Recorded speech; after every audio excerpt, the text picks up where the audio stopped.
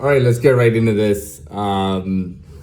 So I have a very small idea. It should take a short amount of time, and the term is scapegoat.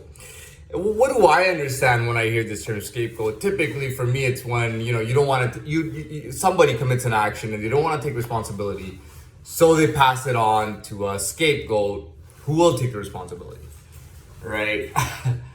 And yeah, so you have that. Now at the same time, it could even be that somebody wants someone to take responsibility. And if that person refuses to take responsibility and the person can't get at them, what do they think psychologically? Well, if I can't get at him, I gotta get at somebody. I gotta get at a punching bag, or I gotta get at somebody just to give it to them, just like escape. And then in that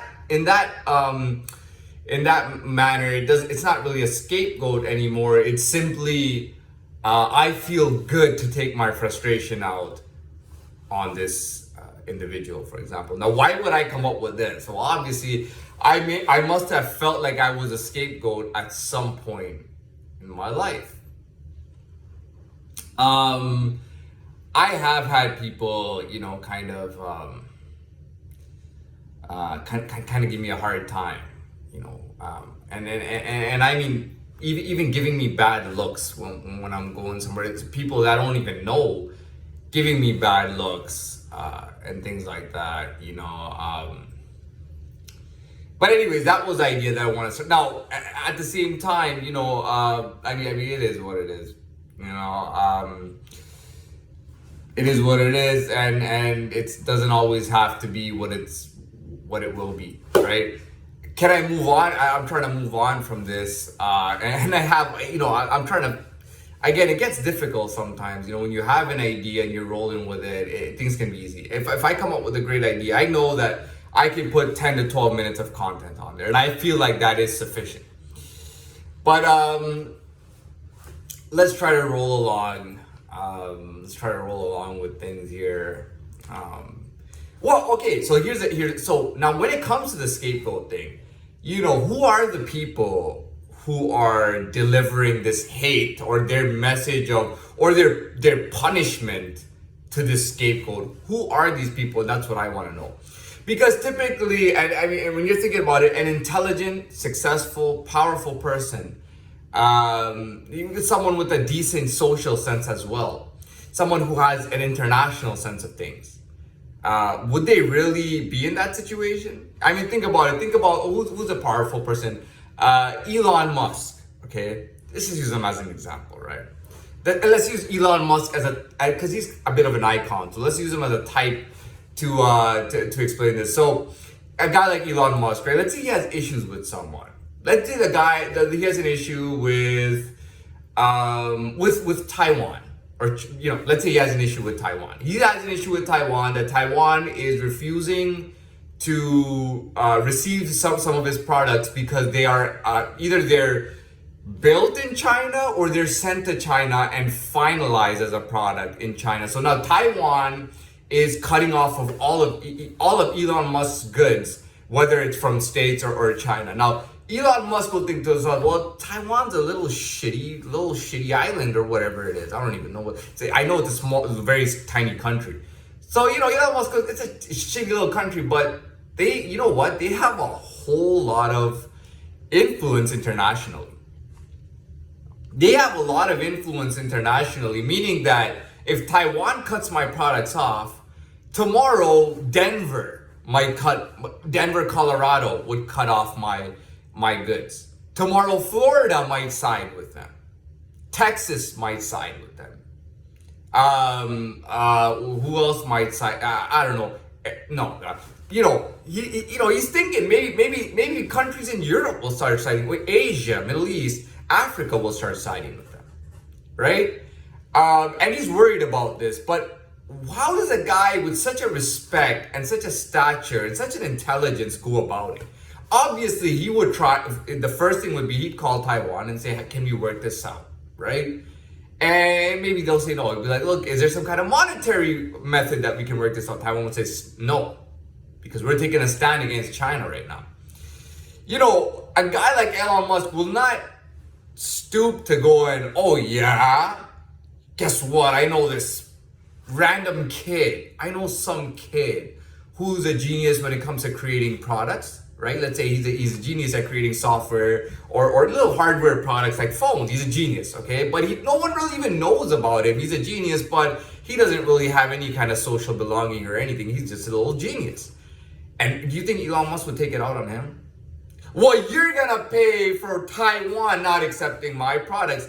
You are gonna pay, you little stupid little genius kid. I'm gonna make you pay. Would a guy like Elon Musk do that? Now let's think about it. What about let's think about what about a guy like Gandhi? Would Gandhi do that? I know everybody loves Gandhi, and I'm gonna pick on him here. Well, would Gandhi do that? Would Mahatma Gandhi do that? You know, I used to think that the guy was a legend. Yeah, I mean, from what I heard from him, how he used the pen instead of war, and how he was a lawyer, he went to law school in England, and all that stuff, right? I see hear that, out of the UK, whatever the case. I always hear that. And then you know what? I was watching an official documentary on him on TV, and he had this. He started doing this thing where he started sleeping with girls, in bed with them, and seeing if he could resist the temptation to have sex with them. At one point, he actually got his own niece. He had 2 or 3 nieces. He started sleeping with his nieces and saying that that was a method to see if he could resist the temptation to start sexually touching them, and that he had succeeded and he didn't sexually touch them. All right, to me, what happened to the world? Since when does an idiot like that become some kind of god into the United Nations, to the international world? Well, maybe not the United Nations, but to the international world. Gandhi is this legend. Like, are you serious, man? A guy who wanted to test sleeping with his nieces in bed.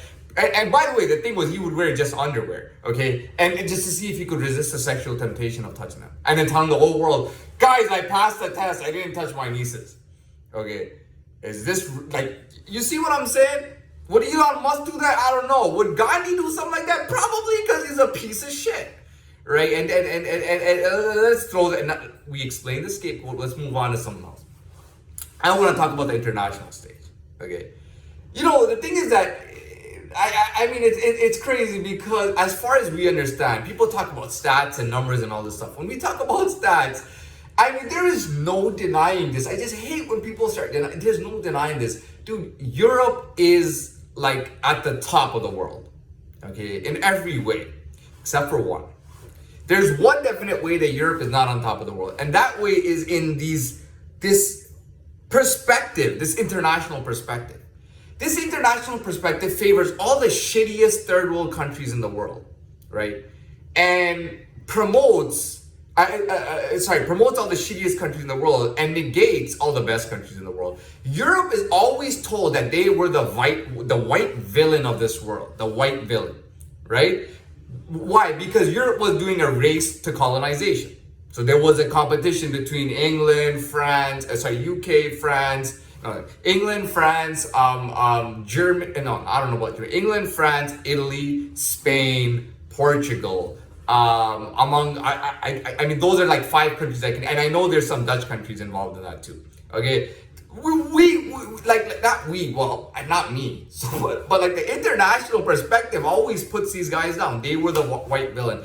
You know, there was that, anyway, I don't get it, but you know, they were the villain, right? Oh, these Spaniards and these British and French went to North America and slaughtered all the native Indians. First of all, the British, I don't know about the French, okay, but the British had quite a large amount of territory. And the British literally killed off all the natives, okay? Even till like the 1970s, they were doing residential schools where they would literally snatch the native people's children from their hands, from their reserves, and put them in a boarding school where they couldn't even see their parents. And now these mass graves have come out with all these kids. You know, I've never been a big fan of the British system. I am not a big fan, and I'm not talking about their mathematics. I'm not a fan of the British system at all. I kind of sometimes think America went the right way when they separated from the British.